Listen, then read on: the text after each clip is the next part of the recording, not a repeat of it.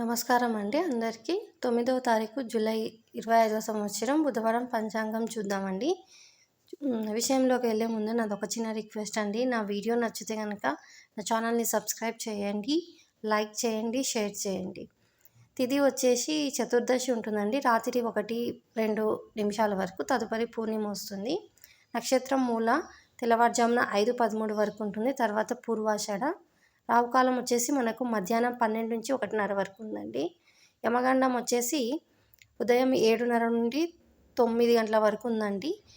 వర్జ్యం వచ్చేసి మధ్యాహ్నం 11:59 నుంచి మధ్యాహ్నం 1:41 వరకు ఉందండి. శుభ సమయం మనకు అమృత గడియలు వచ్చేసి రాత్రి 10:20 నుండి 12 గంటల 2 నిమిషాల వరకు ఉందండి. అభిజిత్ ముహూర్తం అయితే లేదు మనకు.